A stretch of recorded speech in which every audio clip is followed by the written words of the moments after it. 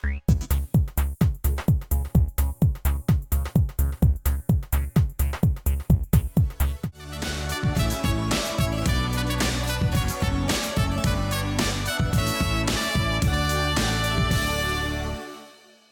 to Mainland Television Regional News. I'm Graham O'Brien, and in today's news, a new shed opens, dinosaurs in town, and much more. A new giving community group has come to town, making it the 13th such group in the country. Community helping community is what it's all about at the brand new Koha Shed. Mainland went along to the official opening and spoke to organiser Clara Christel to find out more about this special place and the difficulty in finding a shed to put it all in. We've been looking now for, it feels like months, but we've tried every avenue. We've approached the general public, everyone we knew. We've done a lot of door knocking to find a shed, and it was just getting to the point where, us being knocked back all the time and said, look, you're wanting to give it a go, I'm wanting to support you in the start and help you get it at least up and running to gain the community support we need to hopefully get us into somewhere a little bit better and a bit more easier access. Yeah. So you went to all the organisations, you went to council around the town, but you had to rely on someone from your community, is that? Yeah, well, this whole thing's got a community feel about it. So, we'd love for it to be owned and looked after by the community as a full entire community project. The success of the shed depends on the community and their attitude and support of it. Great, yeah, so that leads into, you've got a vision for this shed, for the Koha Shed. Can you tell us a little bit about your vision? Well, the vision, actually one of the founders, Megan Manuka, her vision for New Zealand is to obviously alleviate poverty and help bridge that gap between the excess and those that have none. So that's something that we firmly believe in here as well. Things that are too good to throw away, but we just don't want to sell them, or we can't be bothered, and so there's a lot of excess laying around here. So if we can just share it around and spread it with the rest of your community, your neighbours, fellow people that need it, we're just providing a place for people to do that. And also you're getting known now? Yes, we are getting known. Tell us about that. Well, we launched our Facebook page on, I think it was last Tuesday night, which gained a lot really quickly, and we're just about at a week now, or a week today, and we're just 10 off our 1,000 like mark, so that's pretty good. It's pretty cool to see the community getting behind it. Yeah, no, that's lovely. How could anything go wrong when Reverend Andy Joseph shared in the moment with a blessing for the Koha Shed and its volunteers? Andy, another community shop opening up, community helping community. What's your thoughts on this? Oh, but can't help praising for what they do.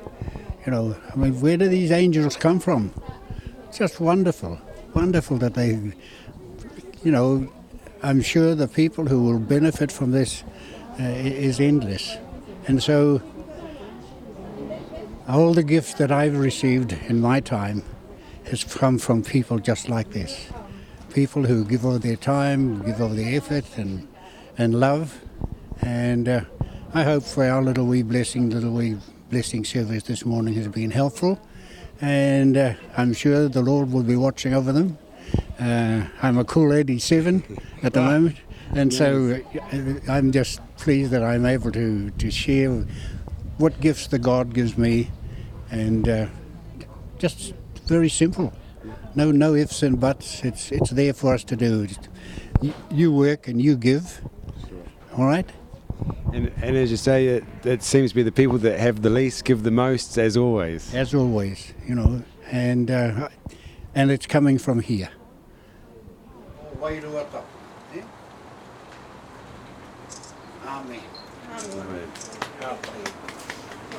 Now send your cheese. So we sprinkle this place with water. In the name of Father, we go. For more information, see the link provided. The Nelson Provincial Museum is going to have big shoes to fill in more than one way. Chrissy Small caught up with the Nelson Provincial Museum Trust CEO Peter Millwood to get a sneak preview of the Dinosaurs exhibition and talk about the future. Peter Millwood, big footsteps are here at the museum. Can you tell me a bit about this latest exhibition to hit the museum, when it opens, how long it's running for, and why people should come and see it? Right, well, everyone loves dinosaurs, particularly grandchildren, so the grandparents watching, you're certainly going to need to take the kids to the museum during the July school holidays. The exhibition should open this coming weekend around the 4th or 5th of July. We're just putting the final touches to it. And it's really, though, it is a Nelson story, because this is about footprints that were discovered over in the Wanganui Inlet. Yes, now that's a beautiful part of the Abel Tasman, of course. And now what kind of specimen did they discover? I mean, we've got the picture here. What is it called? Well, it's a four-legged herbivore. So its footprints look a bit like an elephant. They are round, as distinct from, they're not the three-toed carnivore type of footprint. So they're pretty sure. Greg Brown was the GNS scientist who first discovered them, and they found these footprints along the coastline spread out over a distance of something like 10 kilometres. So clearly quite common, but really fabulous, and the first time that fossilised footprints have ever been found in New Zealand. Right. Do we see the real footprints, the fossilised footprints here, or is there something else you can show the people? We've got casts of the footprints, and we're running take a selfie with a dinosaur at the exhibition. We're running a competition, and the winner will get a guided trip from Nelson across to Golden Bay to the Wanganui Inlet, and we'll take them and their family and give them a guided tour and show them the real footprints on the mud flats where they were discovered. So that's going to make people like me who often do the track, it'll give us a different perspective of going back in time, because there are areas of the track, of course, that just seem like they're ageless. Well, that's right. These footprints are on private land, so obviously the GNS scientists are going to need to get permission to take people there. It'll be a full day trip, but I think it'll be a great opportunity, and for a family whose kids are into dinosaurs, this will be a wonderful opportunity. We don't know, of course, how long these footprints are going to last, because they're exposed to the weather and to the tide and so on. So that's why taking casts of them, like the ones that we've got in the exhibition, is really important, because then you've at least got something to remember them by, if you like. Right.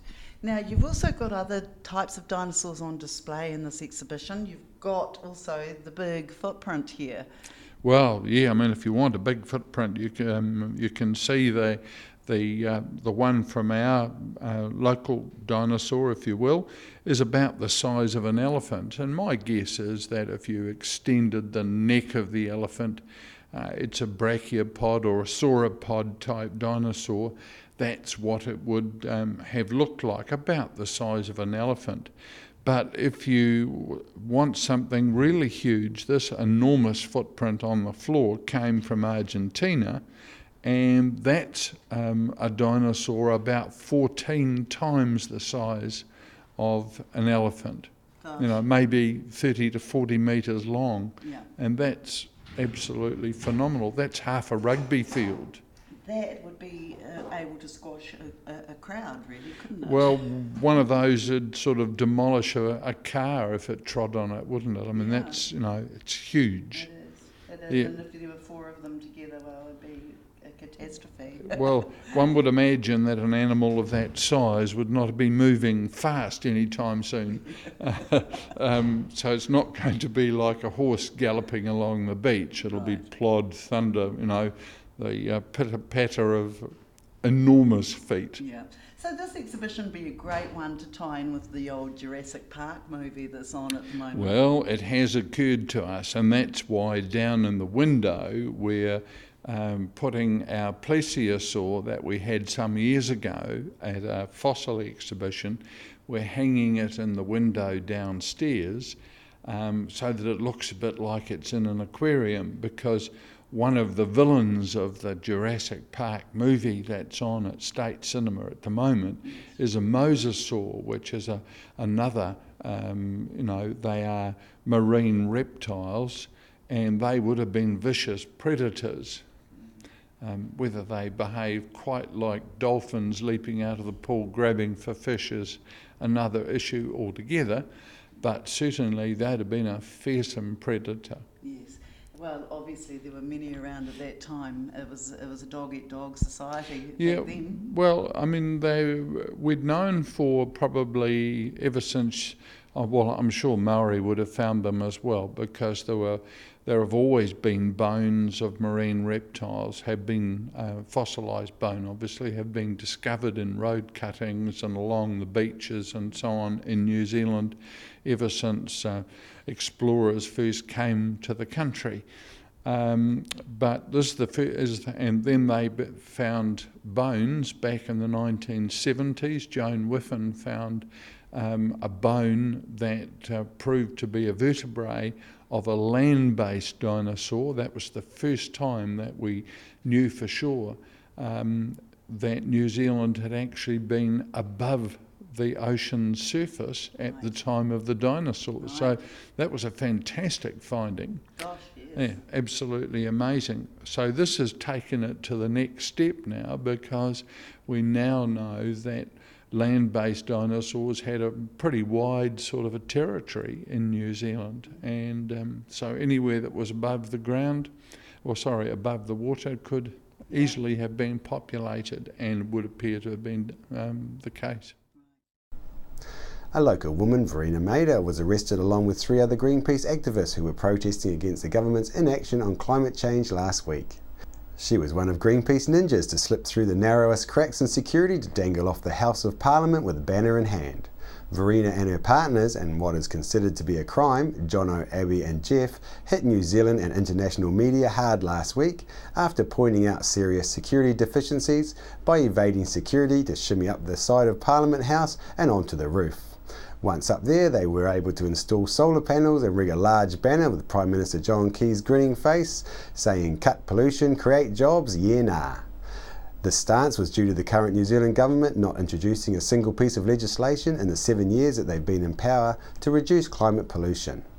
They have actually caused our country to step back out of the Kyoto Protocol, and some feel that given that climate change is the biggest crisis currently facing the human race, are quite supportive of Greenpeace activists, making a stand against the lack of action by our leaders, which they say puts them on shaky moral ground. We hope to speak with Verena Maida this week about the response and fallout so far to this latest protest action. A Motueka High School student was recognised at the Trustpower Nelson Tasman Community Awards held on Monday night for her commitment to service in and out of school. Nali Casely was named the winner of the Trustpower Nelson Tasman Youth Community Spirit Award for her efforts to volunteer in the Motueka High School, sitting on various school committees, and for her extracurricular activities, including her position on the Student Advisory Board for Project Janzoon. Local high schools were asked to recommend one student to be considered for the award. The Trustpower Youth Community Spirit Award celebrates the work young people do to enrich their community and is open to all students who have given services to school or community projects, including acting as an ambassador for the school and the Nelson Tasman region. Trustpower representative Jess Somerville says Miss Casely's nomination spoke of a young lady who cared deeply for those around her and in the community. Miss Casely received a trophy along with certificate and a $500 prize money, with $250 being given to a community group or organisation of her choice, which for her was the Salvation Army. Tasman District Council last week formally adopted its long-term plan 2015 to 25. Mayor Richard Kempthorne said that the plan presented a clear and prudent approach to building a better Tasman district for the future. He said Council have now made substantial changes to what is funded and how it is funded, and they have acted to turn the Tasman community's objectives into action.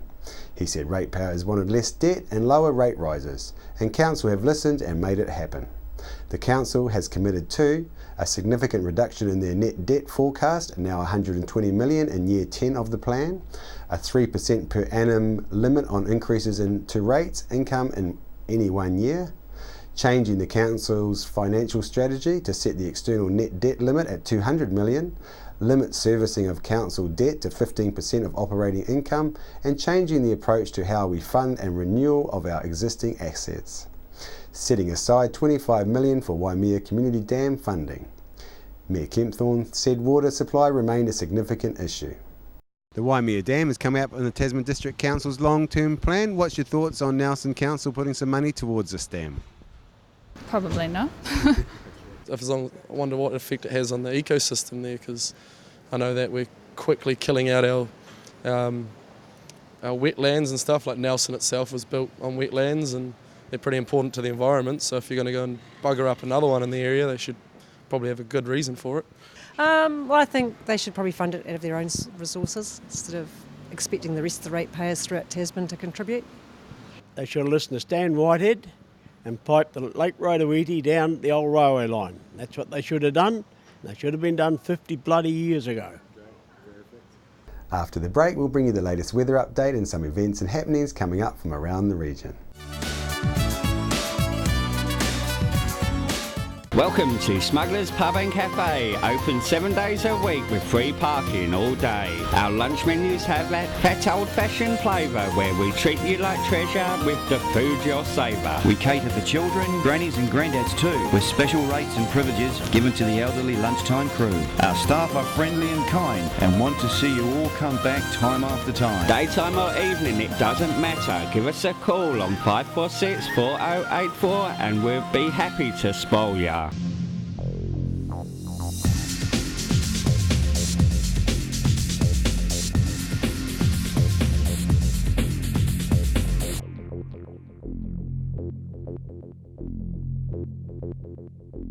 I'm Francis from Nelson Auto Glass. We repair all auto glass, stone chips, windscreen replacements, scratch removal.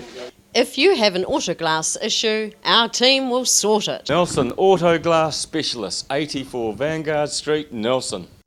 Hi everyone, I'm Malcolm Harris from The Facilitators. We now look after sales for mainland TV, radio, Sky and online. New Zealand On Air's latest Colmar Brunton survey confirms mainland's large multimedia audience. If you're in business or want to put a message out to everyone in the Nelson Tasman region, plus nationwide on Sky or worldwide online, please give me a call or see our website at www.mainlandtv.nz. We're the team at Jaycar, right here in Nelson, 120 Hardy Street. Our shop is full of electronic items, including security alarm systems, electronic components, solar and power, electronics toys,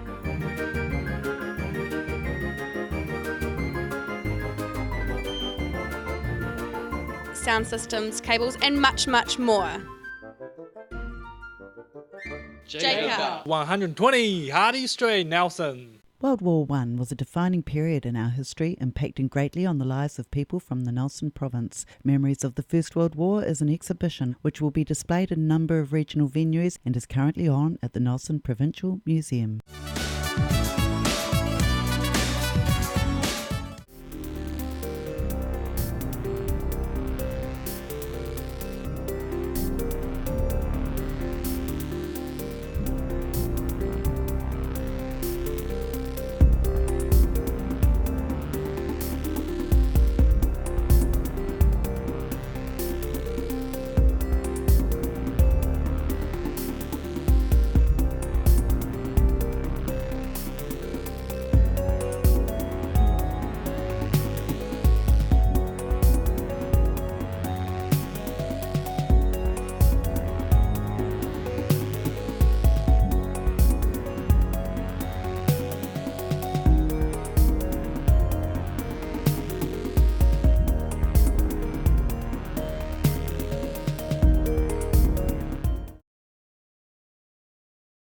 Stoke Seniors Hall has something for everyone this month, starting on Wednesday the 8th of July. Come and listen to some great music from Sun City Ukes, starting 1:30 p.m. Thursday the 9th, enjoy the piano music and sing-along tunes of the new performer Sharon Rogers, also from 1:30 p.m. Both are a donation of $3. And then on Tuesday the 14th of July, it's Bastille Day, lunch starting at 12 p.m. The cost is $14 with a drink included. Please book. On behalf of the team here at Mainland Television News, thank you for joining us, and we'll bring you the latest news and events from around the region again tomorrow.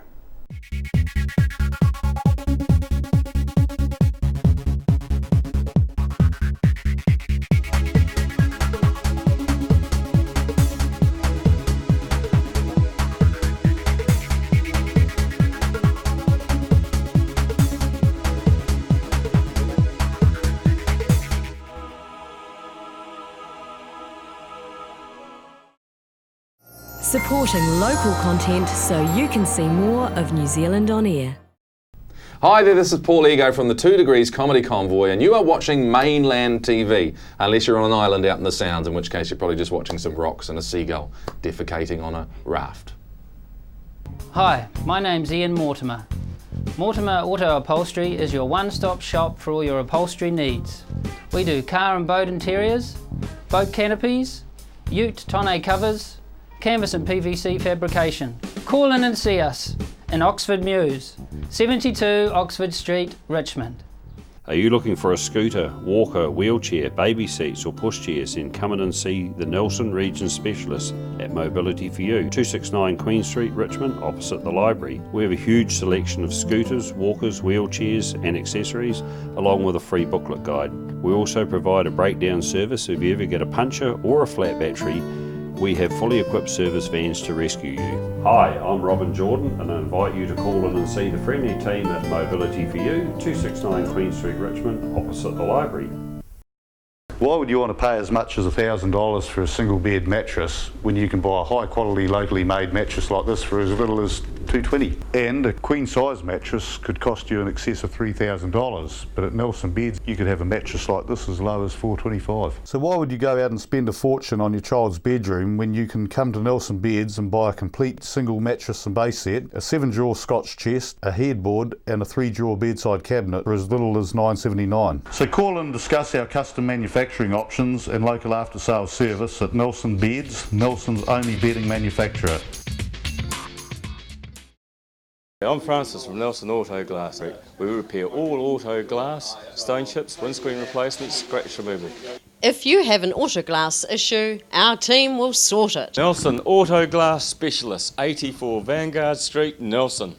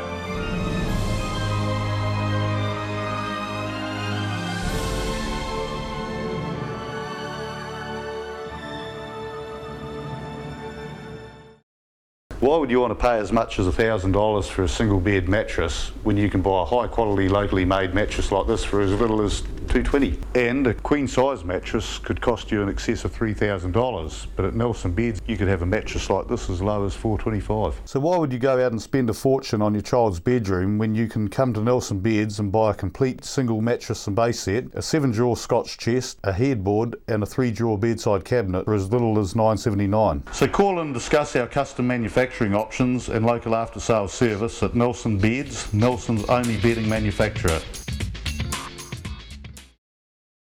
We're the team at Jaycar, right here in Nelson, 120 Hardy Street. Our shop is full of electronic items, including security alarm systems, electronic components, solar and power, electronics toys,